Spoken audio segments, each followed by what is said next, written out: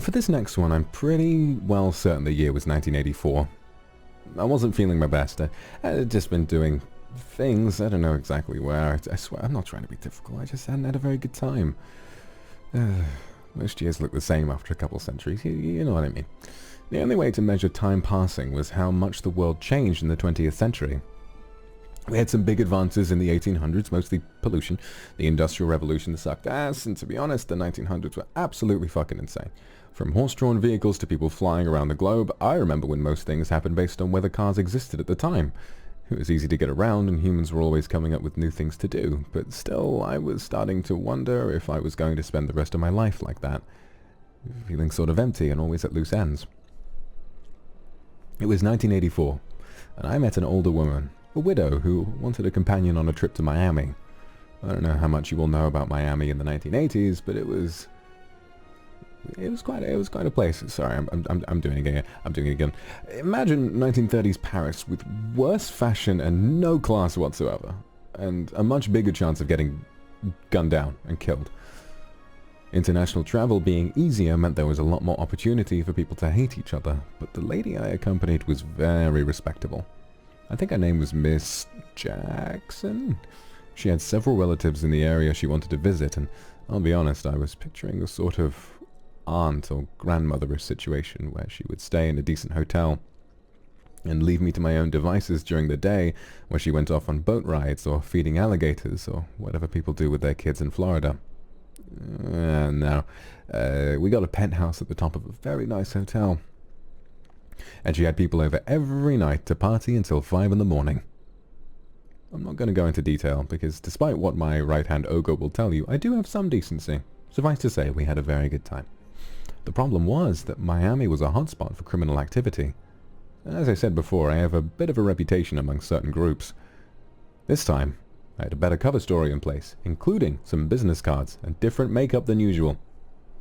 Things were going really well for a while. I met plenty of unsavory characters, but I smiled and nodded and made them hear whatever I wanted to, and we were just fine, and, the end. I'm kidding. We had run into plenty of criminals for a good time, including a couple of Yakuza, but I used the good old voice box to get around anyone who wanted to know more about me, and things were going quite swimmingly.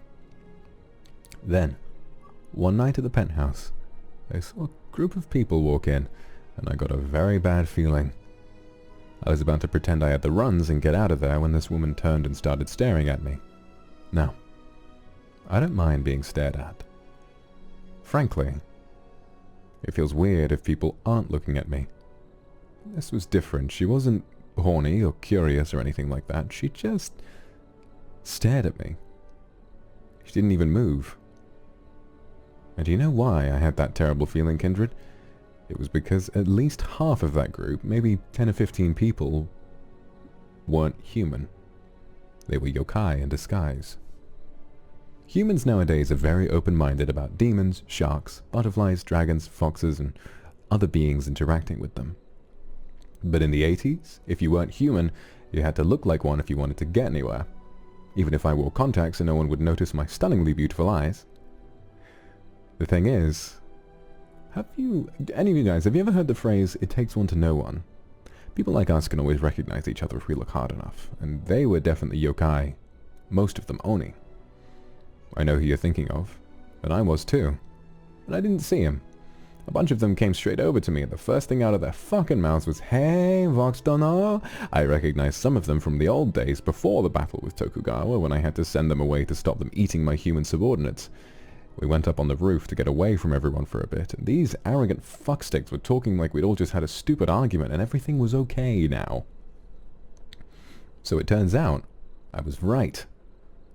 They were with a branch of the Yakuza made up mostly of yokai. That was around the time when business people were all looking to get in on real estate. Long, boring story, didn't turn out well for anybody.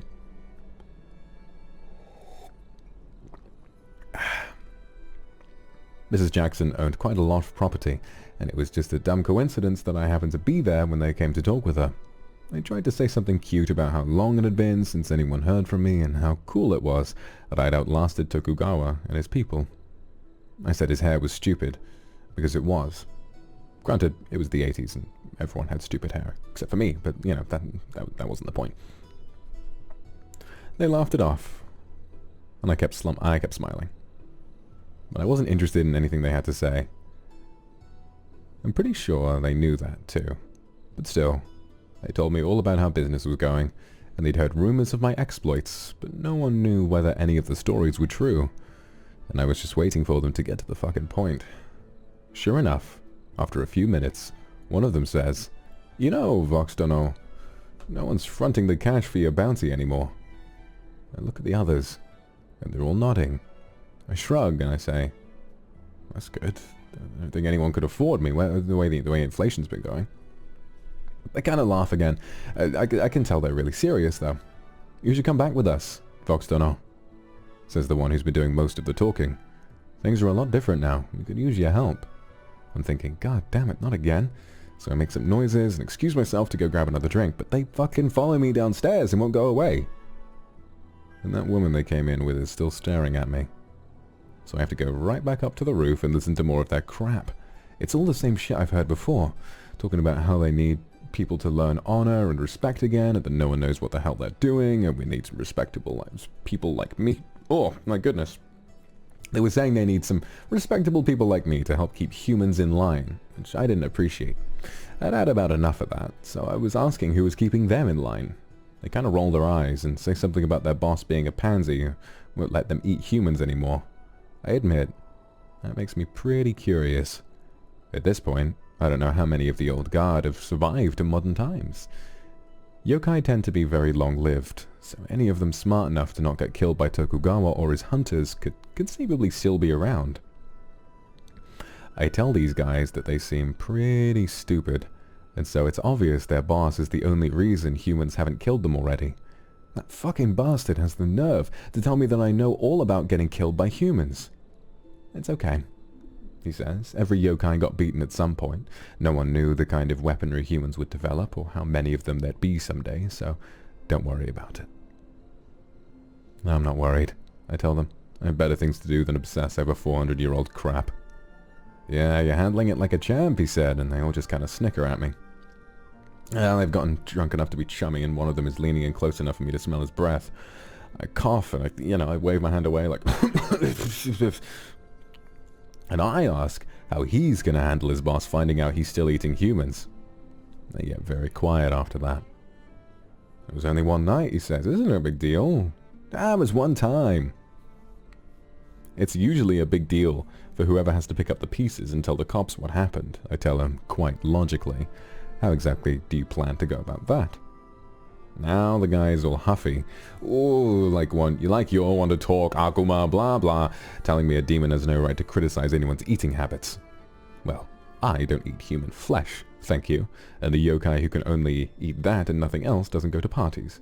So this asshole doesn't have any excuses. And then, someone asks me if I've been eating properly.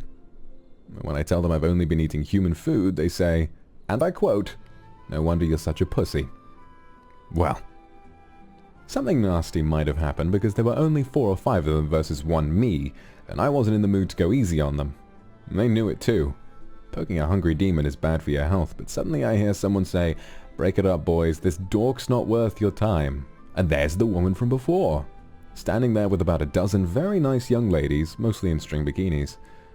"Why don't you all find the hot tub and see if there's something else to do," the woman says, and she grabs the loudest Oni and hauls him off. I didn't see her for the rest of the evening. I'm still pretty teed off, so I say fuck it, and I go down to the hot tub and I get an invitation to go to a girl's room with 3 of her friends, and who am I to be rude to a lady? Or four ladies for that matter. God only knows how much I had to drink that night, but it was a lot, because I woke up the next day with my contacts still in and most of my clothes missing.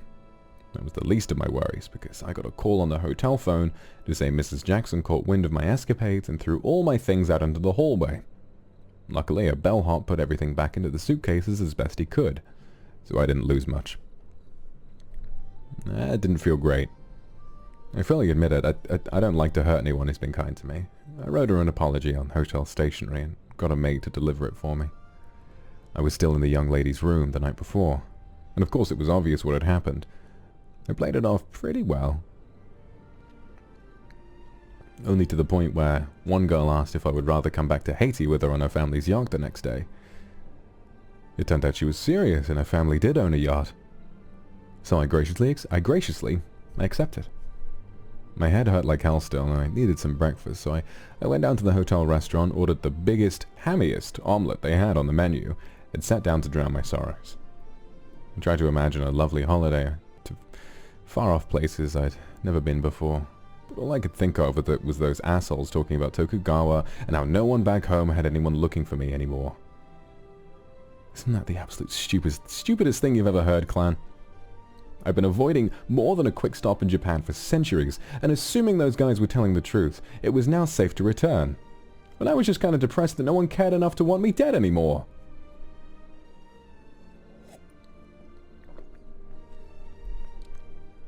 So here I am, at a nice table, all by myself, feeling like a total failure. People are walking around near the hotel restaurant, and I hear high heels clicking straight in my direction. Lo and behold, the yokai woman from last night is standing there glaring at me like I just spat in her coffee. She was very put together, wearing one of those stupid 80s business suits with the giant shoulder pads. I guess she was sort of attractive, objectively, but she gave me the willies, and the feeling was obviously mutual. "Vox no," she says. "May I join you?" "If you like," I say. I wish she'd go the hell away, but she grabs a chair and sits down across from me. Next thing I know, the waiter's bringing her some ice water and bagels or some shit. I can't get up without looking like a dick. So I smile and ask her if she has somewhere else to be. And it doesn't work. That voice always works, even on yokai. She says, "Yes?" But she's still giving me this shitty look, and I have no idea what to make of it. And then she tells me, "Suzuki-san, won't be bothering you again. Thank you for letting him run his mouth about eating humans. I know at least one of the boys was hunting again, but I hadn't caught him yet." "Ah," I said, "so you're their boss?" And she nodded. I hadn't expected to see you here, Vox no. Now that I have, I guess my biggest question is, are you happy? Now that threw me for a loop. I didn't know what to say, so I just smile and say something about going on a trip with good food and good company. Probably gonna have a good time, and I tell you, Kindred, that woman brought her fist down like Thor's hammer. It cracked the table right down the middle. I'm gaping at her and she snaps at me. "I've been looking at you for over 4 centuries straight, and this is what you've been doing? Fucking around like a goddamn frat boy?" Well, I take a look at her. I really, really look at her. And then it hits me. "Sorry, Onigiri," I tell him. "Nice tits, by the way."